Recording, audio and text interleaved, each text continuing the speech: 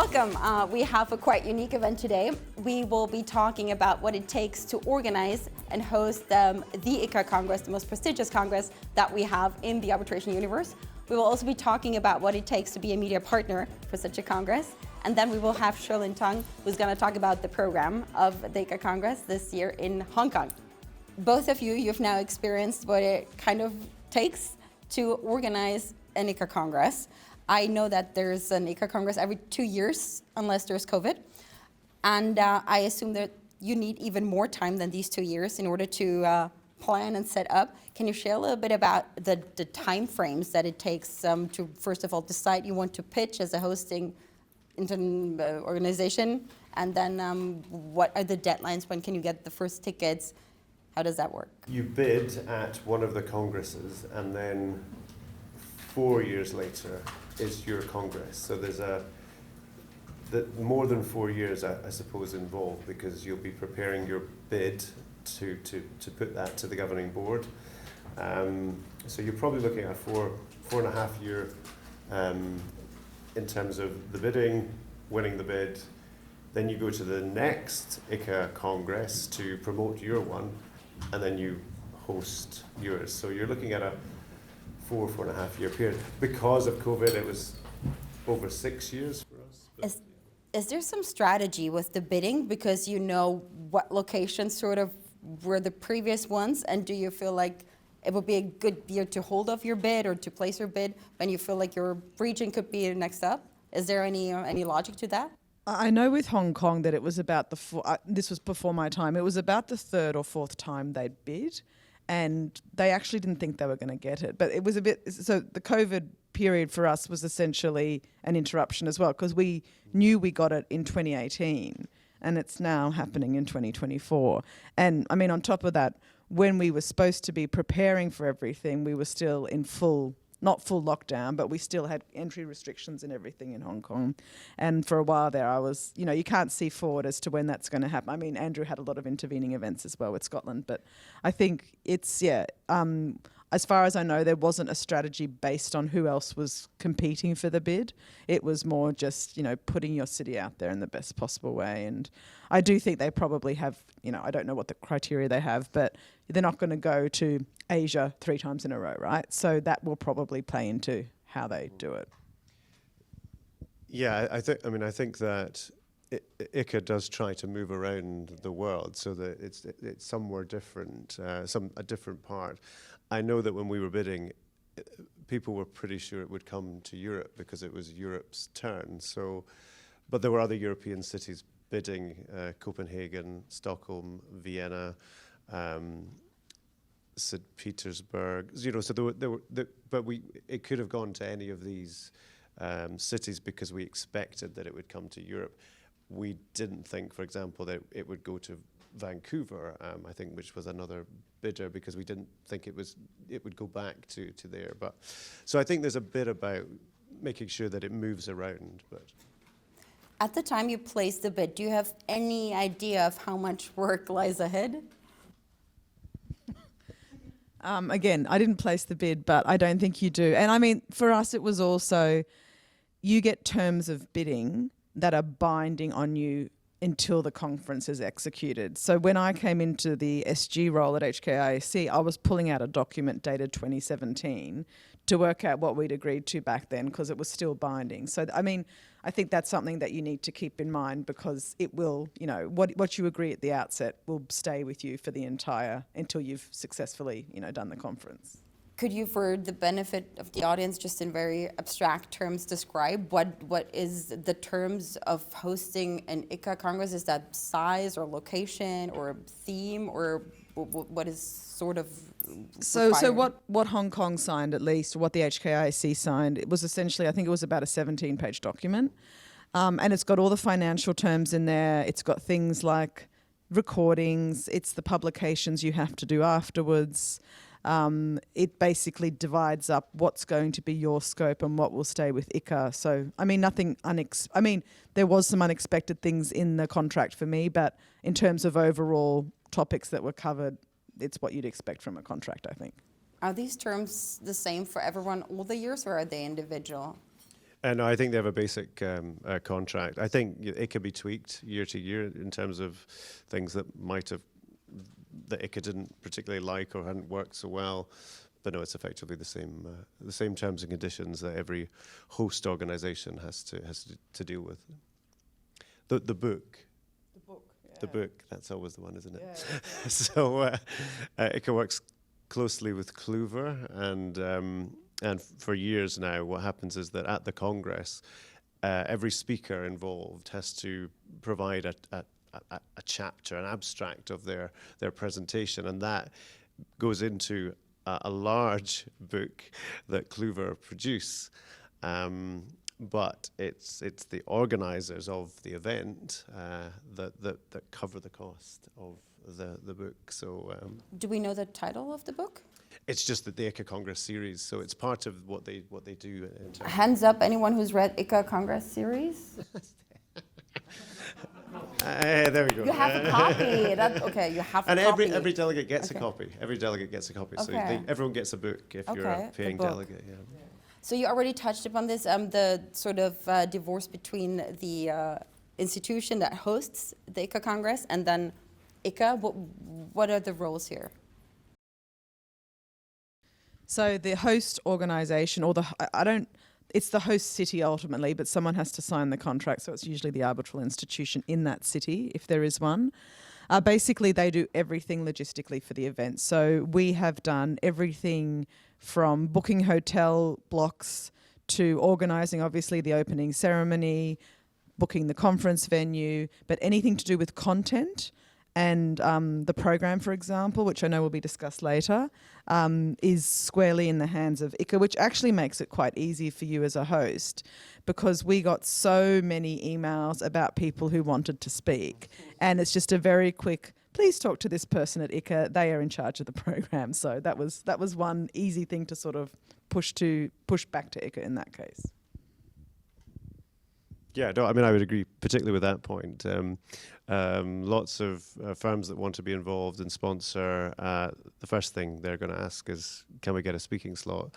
And it makes it very easy to say, that's nothing to do with us. We're not involved in the program. That's something you'll need to speak to ICCA about. So, yeah. So yes, as you say, we do everything logistically around the event. But there's a program committee that ICCA appoints, and they deal with everything around the program. Is there some sort of ICCA host alumni or self-help group where you, from host to host, sort of connect and ask each other how you dealt with certain situations? Yes, to some extent. I know Deborah Tompkinson very, very well, because she hosted the Sydney event before me, and certainly Meryl and I have spoken a number of times as they were preparing to host ICCA Hong Kong, and I'm already speaking to the Madrid organisers, because Madrid will host in 2026, so I've had a number of meetings with them. So yes, there is a sort of and they come with their notebooks trying to absorb your wisdom. Yeah, I wouldn't go that far, but yeah. Yes, I mean, you probably have the most experience in hosting an ICCA Congress. You had to try a few times until it could happen. Well, we because of COVID, I had to postpone, and that means postponing everything, all your venues, your speakers, your entertainers. But what it did mean was we had 6 years to work with ICCA, and they're a prestigious, organisation within arbitration. So we had an extra 2 years in a way for them to work with us on promoting Scotland and Edinburgh and the Congress. So there are wider benefits there. And one of the things that we are now doing with ICCA is that we're still working with them post-Congress. And that's something that I don't think happened so much with the previous ones. ICCA sort of came and then went. And that could be a boost for that jurisdiction, but they went on to the next place. So we're now doing our own Scottish arbitration event each year, and ICCA wanted to be involved in that. So they now are a supporting organisation, and Lisa Bozeman, who's the head of ICCA's staff team, is on our programme committee for that event. And I think that's what they will try to do going forward, is try to keep connected to the organisation, the city that they went to going forward, rather than just coming and then leaving straight away after that. This is the ARB Fest that took place for the first time last fall. Yeah, so on the back of ICCA, we thought we should do our own event. We should have an arbitration day for Scotland. So I suppose on the back of the goodwill and the enthusiasm for ICCA Edinburgh, we organised our own event. And as I say, ICCA wanted to be part of that as well. So you boiled down all your wisdom and experience from hosting ICCA, and you turned that into the ARB Fest. Yeah, because what's interesting is that I think sometimes it doesn't matter if it's a 1,400 person event or a 110 person event, because there's a lot of the same logistics go into that sort of conference that involves receptions and dinners and entertainment. What do lawyers look for in an event? What do you try to give them so that they are excited and recommend the event? You mean the lawyers who are attending, or? Yes. I mean, it has to be prestigious, right? I think that's the biggest thing. And what we found, and you need a space to host everyone. And because we came out of COVID in Hong Kong so quickly, it literally went from all the venues saying we're not booking anything because we're in the middle of a global pandemic to saying, oh no, that's now booked out. So, and the thing is, you don't just need to find room for 1,000 people to sit and listen to the ceremony. You also need to find room for those 1,000 people to network afterwards with a drinks reception. And even in Hong Kong, there's very few places that can do that in the same venue. And for various reasons, we did not want to transport people, especially not 1,000 people around, because we looked at, so we're having it in the Rosewood, the opening ceremony, which is one of the nicest hotels in Hong Kong. And, you know, there was a suggestion at the outset, or when I came on, there was, you know, a document that said, we'll put everyone in buses and take them under the harbour and put them in the convention centre for the drinks following. And I just went, we are not doing that. So, you know, we managed to work it all out. But it's all those kinds of things. Like, you need a venue that's suitably prestigious, but it needs to have enough room. We've got a host committee. Everyone has their own ideas about catering and things like that. So you want to put the best event on. You've got budgets to look at. There's also a bit of planning uncertainty. I was just discussing this with Andrew, because you'll get a lot of people signing up really late, and that's great, and everyone's welcome, but you might not know your numbers until a couple of days before the event, and that could change dramatically in that time. So yeah, it's about sort of hedging your bets and hoping you've got enough sort of buffer for whatever will come up. Does the host committee get any input from the ICCA program committee or ICCA general committee? Do they need to approve the catering, the venue, or as long as you keep to the terms, you're there's not a lot of overlap. We had some discussions with the program chairs, and the host you get a sort of keynote. You get some speaker input. You can suggest in your jurisdiction people, for example, in our case, Scottish practitioners who we think might be suitable, because they want to have some representation from the local area. But there's not a lot of crossover in terms of the host and the programme. What was the most important lesson learned for you? The gala dinner. We were pricing things up years in advance, and then COVID meant that it was, further and further away. Prices had gone up a lot. And we well underpriced the ticket of the dinner in terms of the cost of that event. So that was maybe That was underpriced? Way underpriced, yeah. Okay, so lesson learned, make the event more expensive. You will be charged anyway out, Well, I think. just try to cover your costs, I think yeah. is the point, yeah. But it is a close call if you don't know how many people are coming and what things will cost 2 years down the road. You don't want to overcharge either. One of the most important things for Hong Kong, at least in my time in the role, was that we got some seed funding, because you will have a lot of things to price at the beginning and none of the sponsors will be set yet. I mean, at least at the HKIAC, we didn't have, this pool of money that was set aside for ICCA. It was basically we were going to get that money in from tickets and sponsorship. So you need to be thinking about that. And I know there's a couple of people in the room that are hoping to host ICCA at some point in the future. And that's the kind of thing that we could have probably gotten ahead of a bit quicker. I mean, a lot was happening all at once because of coming out of the pandemic, as I mentioned. But once you've got your seed funding in place, it just gives you the freedom to start booking stuff. And until you've got there, it's all, I mean, right at the beginning, you don't know if there's going to be 100 or 1,000 people coming. So it's really I found it to be quite a nerve-wracking time right at the start.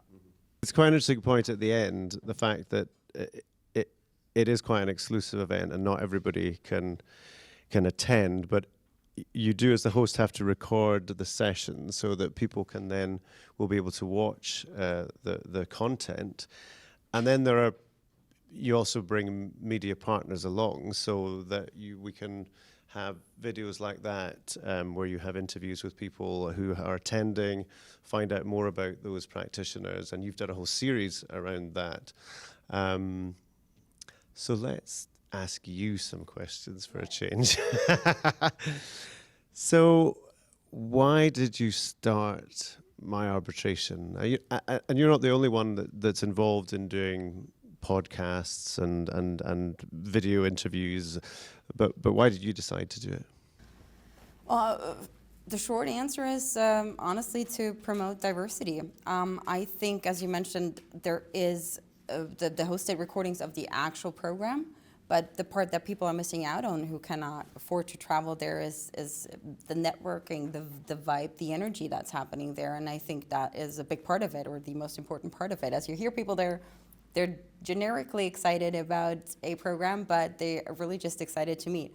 And both with the interviews and then the coverage of events, I try to sort of capture the vibe of what's going on and the people who are there and feature that in videos. I mean, but you've not just covered that ICCA Congress, so you go to other events. How do you decide which ones to go to and what's interesting, and how do you decide on the people you might interview for these episodes that you produce? Well, I mean, the format is evolving. When I launched it, I wasn't sure. I'm still not sure that I knew what I was doing. I just knew I wanted to do something to change as the things are right now, because I think it's a fact that we're all being very unfair and exclusive of people that are or want to join our community. And I try to raise awareness for that, because I feel like if we weren't really looking the other way so much, we would actually all try harder to be more inclusive, because I don't think most of us actually do want to treat people unfairly that we are in a group with. So I do that in interviews, and I raise the topic, but I also try to put or present a platform for younger practitioners or more exotic practitioners, or whatever you want to call that, and also for smaller events to help promote them. So I have been in Scotland to promote the first ArpFest, which compared to ICCA is rather small. I was in Riga just now, because I think the Baltic Arbitration Conference is very fun. It has a very cool vibe that is unique, but it is certainly smaller. And I think while where I see my role at the big conference as someone who's trying to capture that and pass it on to people who cannot come, my role for the smaller conferences, while I do the same work, I see it more in helping them to be seen. Mm-hmm. But there's a lot of work involved in producing these videos. Yes. So for people like me that don't understand how it works, how you get a finished product like that, how much is involved? What are the sort of steps that you have to go through? The time factor. I try to balance it. I honestly, I think, having been a lawyer for so long, I just cannot do anything less than perfection. I don't know. I try so hard to put a lesser standard on my passion project work than I do on my being paid for counsel work. But in the end, it's all what you do, and if you don't do it well, then you might not do it. And I think, as you said, there is a lot of other podcasts and other people who film with their phones and put out some reels on Instagram. But what I do, I haven't seen anything quite like that. And I think that's why there is room for so many different initiatives to coexist and to collaborate, because they all kind of do their own thing, and we're not really in competition, but more jointly trying to open up the world. And someone does that with podcasts and sharing conversations they have in podcasts, and I try to do that in this way. So you're going to ICCA Hong Kong? Yes. Any particular plans for that event? My plan is to continue to remind you that you agreed to interview people with me there. Yes, what I will do is similar to what I did in Edinburgh. I will, on the one hand, use the occasion of having so many great practitioners all together to ask them to do a few interviews on the subject that will be season 4 of my arbitration.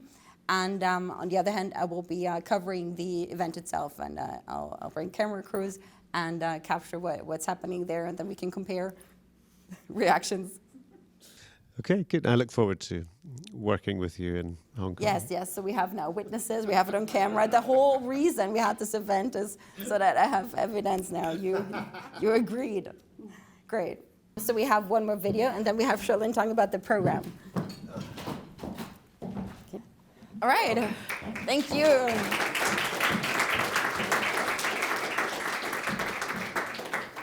Hi, Charlene. Would you like to join me up here, please? I have a microphone for you. Thank you. I think I'm loud enough. Hi. Thank you for being here. Thanks for having me. I know you have 100,000 other Wismut events, so it's a pleasure to have you here. Well, this is one of the priorities. So, ICCA Hong Kong. We know that the theme this year is very intriguing. Is that because you want me? I need to point out, as Andrew and Mario have pointed out, so I'm on the marketing committee technically. We have no say as to what the program is. So to try to get me to remember all the details of the program, that's going to be fun, because what the organizers have actually done is, they've kind of had a slow reveal to make it more exciting, to make sure that you guys know how great this program is going to be for you to join. But from my understanding, You're going to do a slow reveal now for us. Well, I'm going to make everyone go on the website and take a look at it in detail. But the theme overall is it's different. It's a unique aspect, and it's something that's actually quite important. So international arbitration, basically a human endeavor. International arbitration wouldn't be where it is without us as individuals, as humans, right? I mean, it's developed over time. It started in, I think, ancient Greece, et cetera, where you had your first arbitration. But looking at where it is today, it is because of us as individuals, as humans. How do you convince everyone to come to Hong Kong? Shouldn't take much convincing, and we'll get to that on the next step, I understand. But also the program itself should be enough for you to come, because it will be unique, it will be amazing, and you will have absolutely amazing speakers, because as you've heard, there's an application process. They actually went through and vetted who actually applied, what are they writing, are they actually interested in coming to speak because they're interested in the topic, or what say you? So I think you guys would really enjoy. So we have great speakers, except for the speakers, why go to Hong Kong? Come and see how Hong Kong is personally, because I can tell you, I have been all around the world. I have lived in the US, in Europe, in Asia. And yes, there are some changes in Hong Kong, but there are changes everywhere. What it is for the international arbitration community, for the commercial community, it is still one of the leading financial hubs in the world. We are still number 2, I believe, in the seat of arbitration for Asia. Mario will have to confirm that with me. But I like to point out, we used to be number 3. We've actually gone up. It's not a matter of going down. It's a matter of continuing to go on the rise. But Hong Kong offers so much more than just the commercial successes, the financial successes. We have the culture. We have the fun. We have the ease. Who gets to wake up every morning looking over Victoria Harbour? We have nature. We have commercial centers. We've got really, really cool people. People in Edinburgh are nice. But people in Hong Kong are just as nice, if not nicer. So if people can get funding and fly to Hong Kong for the ICCA Congress, and they manage to stay a day longer or come a day early, what is something that they should do? Oh, I'm probably not the right person now. So if you really like to hike, we actually have a lot of wonderful hiking trails and everything, but I have to be honest, I'm quite Asian in that respect, and Hong Kong's very hilly, so I don't like to do hills. Food. We have some of the best food, best cuisine from all over. You've got the Chinese food, Japanese food, Thai food, Western food. Hong Kong has some of the best bars. I actually have to say Hong Kong rooftop bars are probably unbeatable. When I moved to New York, and I hate to say this, but I was very disappointed with the rooftop bars in New York, because it was nothing in comparison to what you get in Hong Kong. What else do you want to do in Hong Kong? We've got 200 plus islands that you can visit. Obviously not all of them, but I mean, it's something that you can't see. So you are in the last stretch for the preparations, 6 more weeks. I have nothing. I'm here to promote, and I've heard that all of you like to buy tickets late, so please buy your tickets. Don't give the organization committee a headache, because you know what? They are working so hard. I mean, you've already heard from Mariel. It is absolutely a nightmare to have to organize an event for 1,000 plus people, but to not even know exactly how many people you're gonna get until probably the night of, to be honest. It is a pain. Buy your tickets, book your places early. There's a number of really good hotel rates that they've gotten for you. And honestly, if you can't afford the hotels, or if your firm's not so happy about paying for those, there's also great Airbnbs, right? And are you hosting anyone? If you are not allergic to a cat, you can stay in my extra room. But then you have to feed my cat and make sure he's happy, because he is my life right now. Thank you. He's so cute, actually. Okay, we have one apartment going once, twice. Exactly. Yeah, please come. I mean, COVID times, right? You just wonder. I decided a cat was my life. Yeah. And you met Mandy. She's happy to take care of Mandy, the that's cat. amazing. We're gonna have to catch up. Great.